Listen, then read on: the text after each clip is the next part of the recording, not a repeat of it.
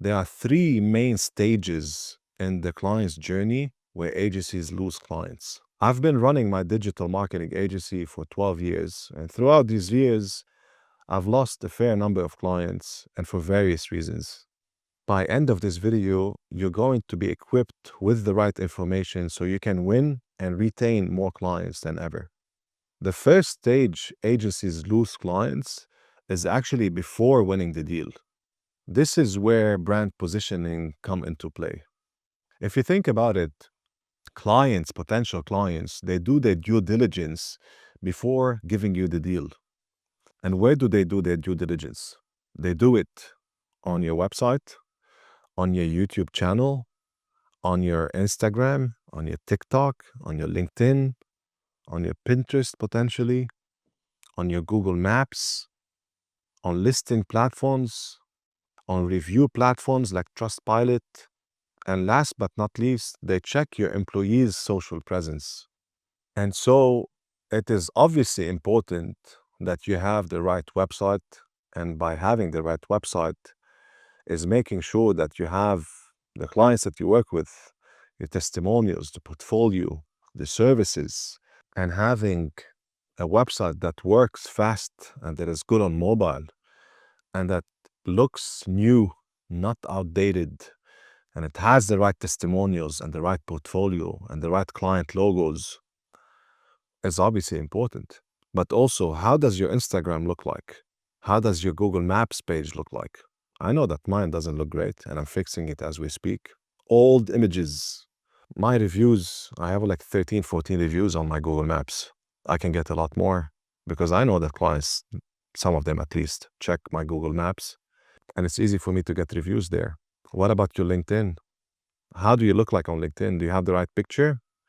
Your employees, do they have the right pictures, the right profiles? And the list goes on. So that's important, obviously. So that is stage one, before winning the deal. Now, stage two, the sales process or during the sales process. The first step in the sales process is the appointment setting. When potential clients call you or send you an email or fill a form on your website, who are these people that are responding to these leads? How do they respond? If they jump on a call, do they have the right headset so the client does not disturb from background noise? Do they sound right? Are they professional? Or you have someone from the admin people picking up the phone? If your phone rings, does it ring once, twice, thrice? Are people answering? Are you answering the phone every single time? These are important, obviously. Are the appointment setters trained enough to ask the right questions so they can move it to the sales process? That's the first step, the appointment setting. The second step is the demo call. So after you do the appointment setting, the person picks up the phone. Hello, Mr. X. I saw that you submitted a form on my website. I'll have to ask you a couple of questions to see if we are the right fit to work together. So this appointment setter asks the right questions. Perfect. And then they move it to the sales process, to the demo call. They move it to the salesperson who's going to do the demo call or the partner. In the demo call, you need to be ready. If you're doing a demo call over Zoom, you need to have the right camera, the right lighting, the right audio. You have to look professional. Of course, you have to put your camera on when you do a demo call, if you're doing it over Zoom, because trust me, I've been through sales calls where the camera is off, and the person that is doing the demo call should have done their due diligence on the potential client. They've checked their Instagram, they've checked their website, they checked their digital presence, potentially checked if they're running ads on Google, how their SEO is, full picture. Because remember, most of the leads that we talk to, they say they want social media, but then at the end we figure out that they don't actually need social media. They need lead generation, they need sales. So us as salespeople, when we jump on a call, we need to have a full picture of where the client is, where they should go.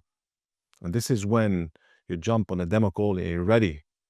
Because I've jumped on demo calls where last minute demo call, I have no idea who this client is. And you know what? It flops. I have to ask the client questions and they feel that I'm not ready, I'm not professional. Versus when I go on a call and I'm super ready, super professional, I've checked what they're doing, what the competitors are doing. I've checked the search volume online. I checked their SEO, what their clients are doing, on what their competitors are doing in SEO, the opportunity that they have to win on SEO, or to win in Google Ads, or to win on Meta, or their content creation, what they're doing, how they can take it to the next level, and how I can be that solution. So definitely you have to be ready on the demo call. And from the demo call, the next stage is the pitch call. And the pitch call is either actually a call or a face-to-face meeting.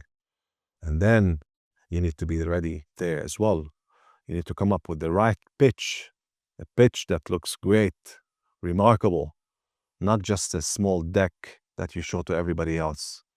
You need to basically show them where they are and how you're going to take them to the next level, how you're going to do their content better. Show them some samples, create some samples for them even better. How you're going to take the SEO from A to B. How you're going to take their Meta ads from A to B and the Google ads from B to B. How you're going to take their sales from A to B. You have to create an amazing pitch deck. And even better when you have more people on the call, so it's not only you. So they feel like you're not the only person in the agency as a salesperson. Bring in the experts with you. If you're pitching Google, bring in the Google expert. Social, bring in your social manager, your content creator, your videographer, the copywriter. Imagine now the pitch call or the face-to-face meeting. It's not only you, but you're like 3, 4, 5, 6, 7 of you. Huge impact, completely different impact, right? Now, that's one part of the pitch. The second part of the pitch is, of course, you need to ask the right questions on how you're going to close. When are you going to close? What does it take for you to close it? One thing I forgot is when you're doing the demo call, so before the pitch call, is you need to be ready. You need to have all the information. Are they ready to buy now? How urgent is that project for them? Are they the only decision maker? You have to ask these questions. So when you're jumping on the pitch call, then first of all, do you need to bring in all these people with you from the team? Or are you wasting their time? Are you going to be sitting with the right people? So that's important actually to remember. Be ready from the demo call to the pitch call. You have to have all the questions answered. Do they have money? Do they want to invest? And the last part of that sales process is the follow-up. The follow-up is extremely important because maybe you've realized that it was a top priority, but then something happens in their life, in their world, in their business day to day, then that marketing piece is not a top priority anymore. Maybe they realize something else. Maybe they're struggling financially suddenly because they lost some business. So you need to follow up. You need to keep on building this relationship, keep on following up, because you might have thought that this deal is going to close in 4 weeks, and then this deal might close in 4 months or maybe in 12 months. What I've realized is that clients, they stay with us approximately 2 years. So imagine today, when you're doing these pitch calls, you might have approached them or they might have approached you here. So it's going to take 2 years to close. Or maybe they've approached you here. So you have like 2, 3 months to close. Now, when you're doing this pitch, you might have thought that it's closed because they told you like, hey, we're ready. We want to close the deal. Like in 2 months, we just gave the notice to the other agency. But maybe something happened. Maybe the other agency, when you're still talking to them, comes to them and says, listen, we messed up. We give you something for free. We give you 6 months for free. I don't know. Many things might have happened. Maybe they changed the account manager. They brought a better person. They gave them a discount. And now this 3 months that you thought is going to close 2, 3 months, maybe it's going to take now 6 months, 12 months, maybe another 24 months because the client is happy. But you've done the work, you prepared the pitch, you brought in the people, and now you have a relationship with this client. So you got to keep on adding value. So the follow-up is extremely important in the sales process. And the best way to have the right follow-up is to work on a system, on a CRM, on a marketing automation system. Everything in systems and tools. Don't work on a piece of paper or on Excel sheets because it's difficult to follow up. But have everything set up on a CRM. Put your notes, your tasks, the follow-ups, maybe even marketing automation, so they can receive emails, SMSs, send them blogs, added value information, and the list goes on. So follow-up is extremely important in that sales process. And the third and last stage where a lot of agencies lose a lot of business, a lot of clients, is of course on the delivery part. So after they close a deal, they give it to account managers, and this is where things sometimes or most of the time go wrong. And that's, I think, the main reason why clients leave. And the first part of that delivery is the delivery versus what was agreed on versus the deliverables. Salespeople, they promise the moon and the stars to clients. But then when they pass on this deal to client servicing, to account managers, the clients say, but I thought that you're going to be delivering those. But I thought this was part of the agreement. And obviously, what needs to be done here is everything written down in the agreement. Literally everything written down in the agreement. Number of changes, number of shoots. So in our agreement, for example, let's say social media agreement, we have one of the packages, let's say it's 10 videos. We like to do these 10 videos in one session, but we say maximum we do it in 2 sessions. If this was not communicated earlier to the client think, you can come every week. Or I call you, you come the next day. So instead of 2, maybe the client is expecting 4 or 5. And this obviously can go wrong with the client.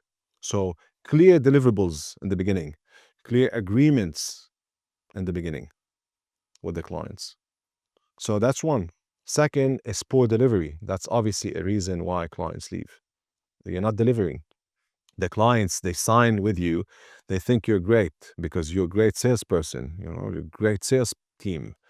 You brought the best people to the meetings, right? Your partners, directors, all these people, you bring them, and then suddenly you pass it on to junior people and they mess up. Poor delivery. The client thinks you're going to do great videos for them. They think you're going to really take them from where they are to where they want to be, but then you're not able to deliver. So obviously you need to fix that, right? And having the right people is obviously the right strategy, right? When you have A players managing your accounts, then these A players, even if something goes wrong, they want to win. These are winners. They want to do everything. They work extra. They work harder. They don't want to drop the ball. They don't want the client to be sad. And they want to win. My Google Ads specialists, they hate it when they receive negative feedback from clients because they're winners, A players. They want to do anything and everything because they want to win. And the social media team is exactly the same thing. They hate to lose. They will do over and over and over again what needs to be done to over-deliver. So clients are happy because they're winners. So having the right team is extremely, extremely important. I think that is the most important part in the agency. Not the processes, not the systems. When you have the great people, these guys, they're going to run your business. They're going to always over-deliver. You don't have to worry. So this is extremely important.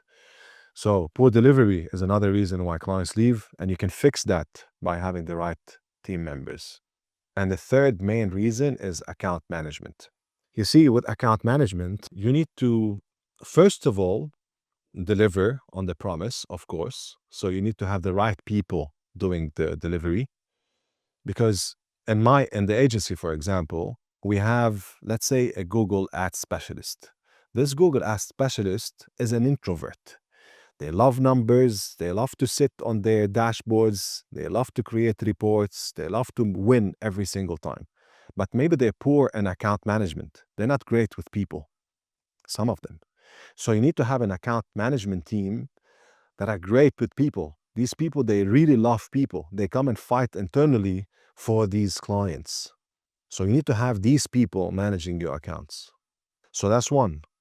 But second, and most importantly, in account management is knowing inside information of what is going on in the client's business. So not only servicing, but hey, what's going on inside the client's business? How are they doing financially? Do they have any trouble? What is happening with the person that you're working with? Are they going to be replaced?